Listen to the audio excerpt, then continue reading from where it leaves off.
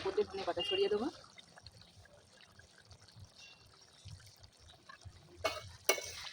নমস্কার বন্ধুরা, চলে এসেছি কুকিং টাইম চ্যানেলে। তা দেখুন বন্ধুরা, আজকে আমি ফুলকপির বড়ার ঝোল করবো। এখানে দেখুন আমি ফুলকপি নিয়েছি। এটা আমি অন্যভাবে করবো, যারা ফুলকপি খায় না তারাও খাবে। তো দেখুন আমি কীভাবে ফুলকপি বড়ার ঝোল বানাই। আমি ফুলকপিটা কেটে নেব।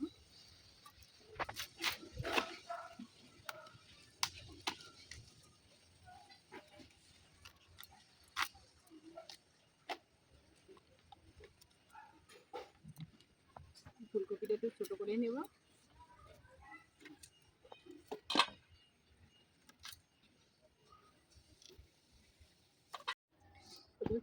প্রথমে ফুলকপিটা সিদ্ধ করে নিতে হবে, তার জন্য জল দেবো কড়াই।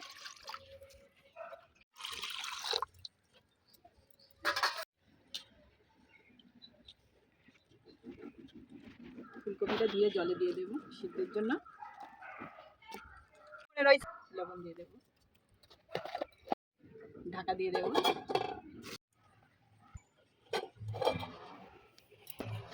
এই যে বন্ধুরা দেখুন ফুলকপিটা সিদ্ধ হয়ে গেছে, ঢেলে নেব আমি।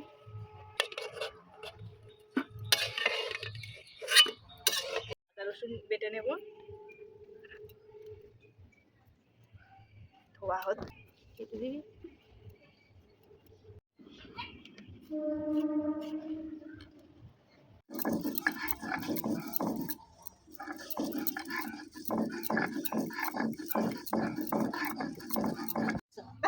তার মধ্যে চা দিলাম, পেঁয়াজ আলু সব নিয়ে।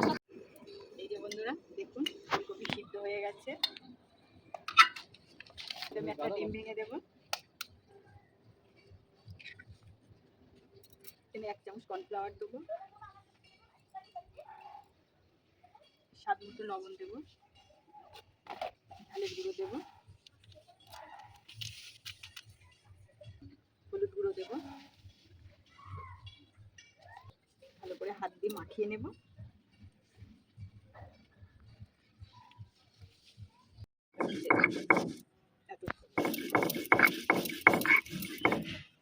তেল দিয়ে দেবো ভাজার জন্য।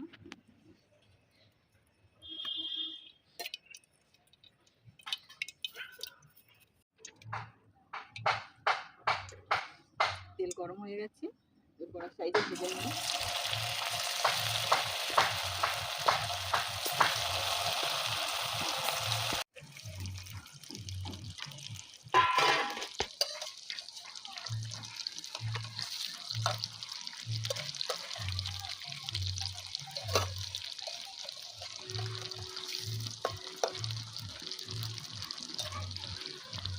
বন্ধুরা দেখুন এই যে এইভাবে লাল করে ভেজে নিতে হবে।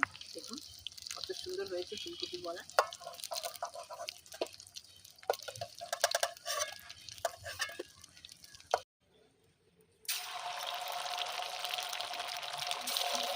সবগুলো ভেজে নেব এইভাবে।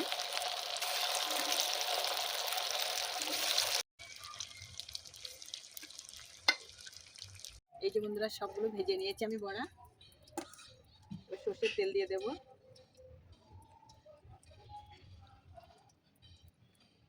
জিরে ফোড়ন দেবো,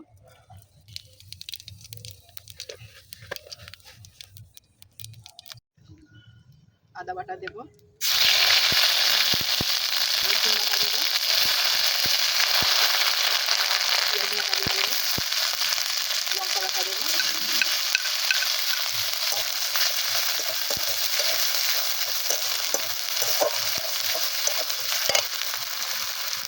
কুচি দেবো।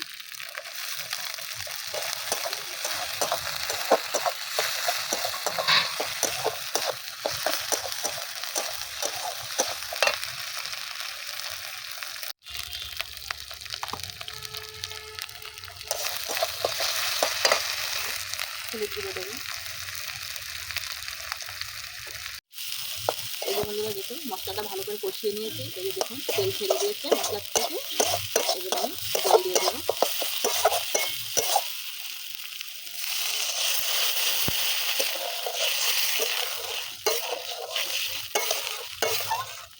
অল্পই জল দেবো, বেশি জল দেবো না। গোটা গরম মশলা বেটে নেব।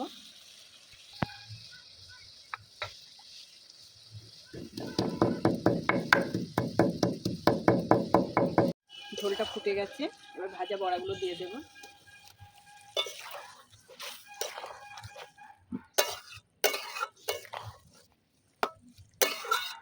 বাটা গরম মশলাটা ছড়িয়ে দেবো।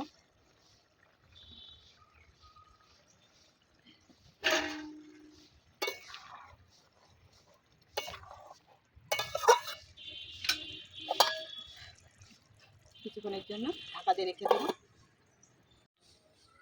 ধনে পাতাটা কেটে নেবো।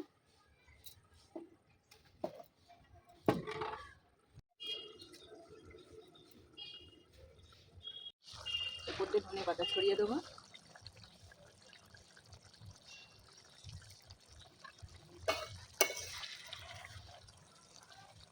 দেখুন আমার ফুলকপির বড়ার ঝোলটা হয়ে গেছে।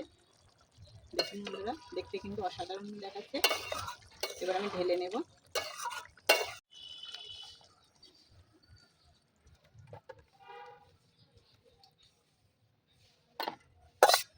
দেখুন বন্ধুরা, আমার ফুলকপি বড়ার ঝোলটা হয়ে গেছে। দেখুন, এটা কিন্তু মাছ মাংসের থেকে কিন্তু খেতে দারুণ লাগে। দেখুন, আমি কিন্তু অল্প সময়ের জন্য বানিয়েছি। আপনারা চাইলে বাড়িতে এইভাবে ফুলকপি বানিয়ে খেতে পারে। তারপর ফুলকপির বড়ার ঝোলটি যদি ভালো লাগে তাহলে শেয়ার করবে, সাবস্ক্রাইব করবে, আর অবশ্যই কমেন্টে জানাবে ফুলকপির বড়ার ঝোলটা কেমন হয়েছে।